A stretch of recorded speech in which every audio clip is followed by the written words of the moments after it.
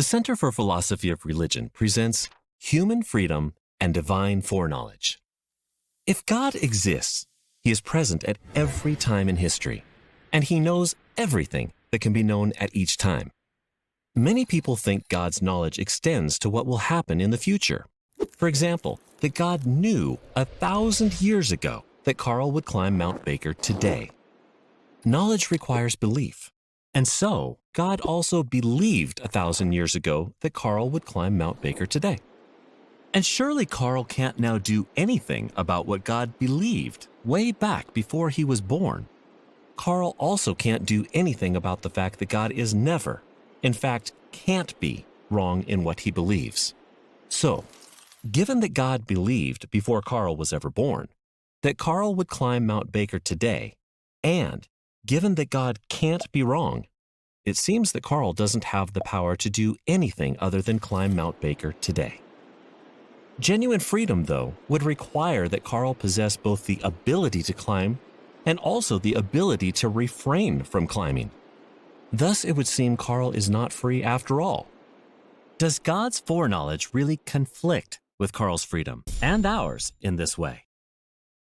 Some think the best way to handle this threat to freedom is to hold that future claims aren't true yet and so can't be known in advance, or that God refrains from foreknowing to make room for freedom, or even that God is outside of time altogether. Alvin Plantinga has argued there is a better solution. Of course, Carl can't change the past, and maybe that's why it seems like God's past beliefs are outside of his control.